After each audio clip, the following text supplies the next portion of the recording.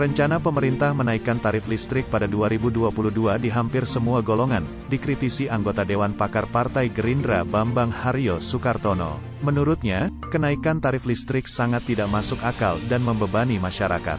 Dikatakan anggota DPR RI periode tahun 2014 sampai tahun 2019, kenaikan tarif listrik juga akan berdampak pada multiplier efek ekonomi yang luar biasa besar di dunia usaha yang akhir-akhir ini mengalami kesulitan karena pandemi COVID-19 serta penurunan daya beli masyarakat. Di Indonesia, memiliki sumber energi listrik dan energi alternatif yang sangat besar dan melimpah. Misalnya batubara yang saat ini bahkan diekspor jauh lebih besar daripada penggunaannya di dalam negeri, seperti diekspor ke Vietnam dan Cina, yang justru harga listrik di Vietnam yang dijual ke masyarakat jauh lebih murah, yaitu sebesar 8,2 sen kilowatt. Minyak bumi dan gas yang terbesar di Asia Tenggara serta melimpahnya sumber energi alternatif seperti ribuan air terjun dari sekitar 250 gunung yang ada di Indonesia merupakan sumber air nomor 5 terbesar di dunia, kata pemilik sapaan akrab BHS. Selain itu, lanjut alumnus Institut Teknologi 10 November Surabaya ini, sumber energi panas bumi, geotermal, yang merupakan terbesar di dunia karena sekitar 50% energi panas bumi dunia ada di Indonesia dan juga masih memiliki bahan baku energi nuklir yaitu uranium yang sangat melimpah di Indonesia. Juga energi alternatif sinar matahari yang sangat terik selama 12 jam per hari, merupakan energi alternatif yang sangat potensial untuk menghasilkan listrik di Indonesia, tukas BHS.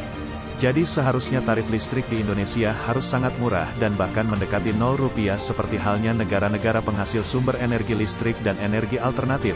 Seperti Sudan 0,2 sen kilowatt, merupakan negara penghasil hanya minyak terbesar nomor 3 di dunia. Iran 0,4 sen kilowatt, hanya penghasil minyak terbesar nomor 4 di dunia. Suriname 1,5 sen kilowatt, hanya penghasil minyak.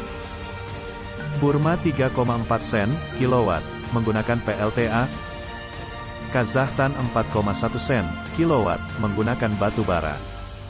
Arab 4,8 sen kilowatt, hanya menggunakan minyak. Malaysia 5,2 sen kilowatt, dengan bahan baku energi air. Laos 4,7 sen kilowatt, menggunakan PLTA. Data dari globalprincess.com. Sedangkan di Indonesia yang mempunyai sumber energi listrik berbagai macam dan terbesar tarif listriknya sebesar 11,0 sen kilowatt, seharusnya PLN sudah mendapatkan keuntungan yang sangat besar bila bisa memanfaatkan sumber energi bersama-sama dengan pemerintah, ucap BHS. Kendati begitu, kata Ketua Dewan Penasehat Partai Gerindra Jawa Timur ini, yang ada di masyarakat harga listrik dengan perbandingan penggunaan peralatan kelistrikan yang ada di rumah tangga di Indonesia dibanding dengan Jepang, biayanya adalah di Indonesia jauh lebih besar dari biaya listrik masyarakat di Jepang.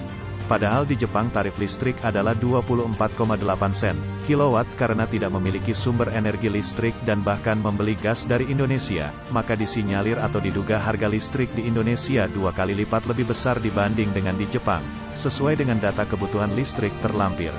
Sebagai contoh perbandingan penggunaan listrik di Indonesia dan Jepang yang menggunakan 2 AC, alat pendingin, dalam rumah tangga yaitu di Indonesia biayanya sebesar Rp600.000 per bulan, jauh lebih mahal daripada penggunaan 2 AC di Jepang yang beroperasi 24 jam penuh di musim panas, summer. Biayanya Rp2.126 atau sekitar Rp267.000, data tagihan pada April tahun 2021 terlampir. Ungkap Bambang Haryo.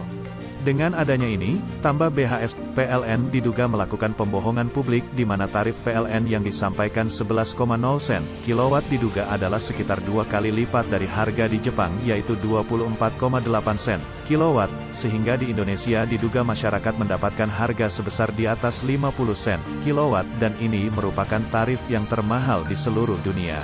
Maka PLN harus diaudit oleh lembaga independen yang ditunjuk oleh masyarakat dikarenakan tarif yang diberlakukan di Indonesia tidak masuk akal dan kenaikan tarif listrik di awal tahun 2022 harus ditolak oleh masyarakat dan dunia usaha.